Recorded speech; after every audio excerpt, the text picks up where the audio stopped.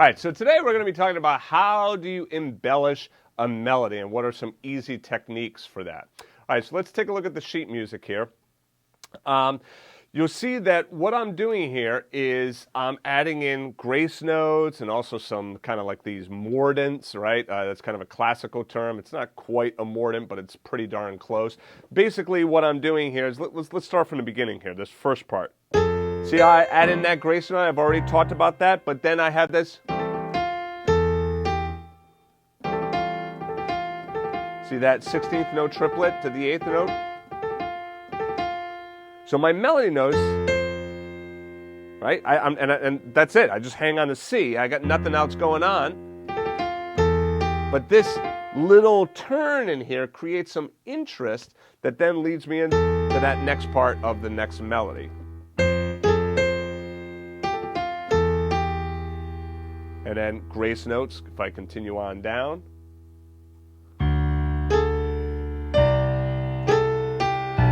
Here I'm doing an anticipation into this note. All right, so let's talk about this mordant here for a second. Like I said, it's really more of a classical term in which you're like kind of moving, alternating quickly to the note either higher or lower. You can take a look at it for to see some actual classical examples. For our purposes here, what we're doing is starting on the G, going up to the A quick, back to the G, and then resolving down to the F. Right, you could use this all over the place.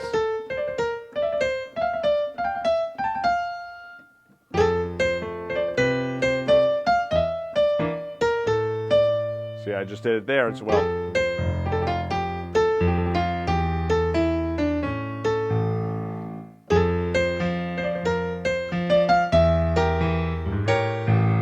Okay, so getting that technique down, really helpful. You're going to find that you're going to use it in your improvisation.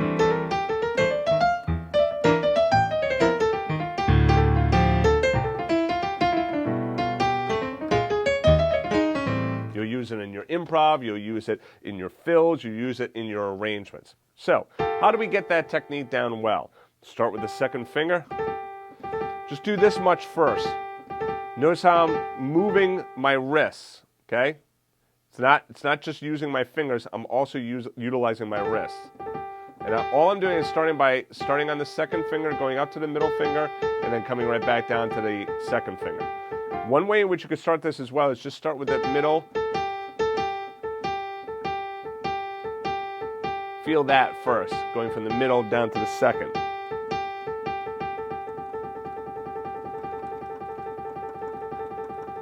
Kind of play around with that. Keeping that wrist nice and loose, all right? If I were to lift up your fingers, right, they should be loose.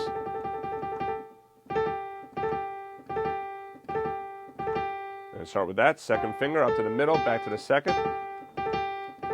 Now, once you could do that, then resolve down to the F. Notice the motion. It's not...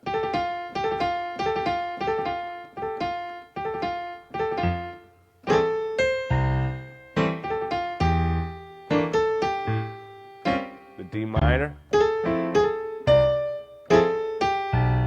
anticipation there, see how that by adding in that anticipation, take a listen to that. Right? Oops, I add in that anticipation and it sounds just so nice versus playing it right on the beat. Listen to it on the beat.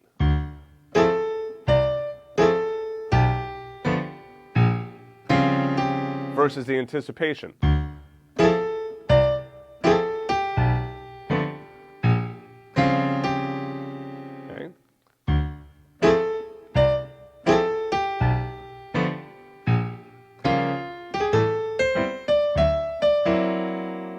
So utilizing these different techniques gives you a quick and easy way of being able to embellish the melody. And then the reason you want to embellish the melody is that a lot of times, like, the melody note is just going to stay for a long period, like in Georgia.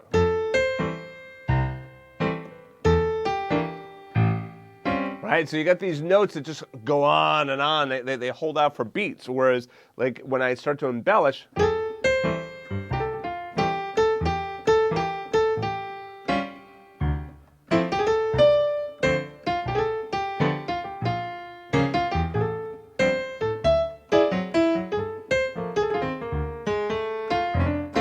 right? So by playing around and embellishing that melody, it creates a little bit more dynamic and dynamicism in your melody, all right? So it makes it so that it doesn't sound so kind of just flat like that. There's no one right way of doing it, all right? So you just kind of play around with it and figure out stuff that you like the sound of, listening to, obviously other players, listen to the greats, listen to what it is that they're doing. You can try and mimic that as well. Start with this stuff first, and I'll see you guys in the next lesson. To get the first 45 pages of music for free, just go back to jazzpianodaily.com. If you liked the video, please be sure to click the like button and also subscribe to the channel and turn on notifications. To watch the rest of the lessons in this series, just click on the playlist to the right of this arrow. Thanks for joining me, and I'll see you in the next video.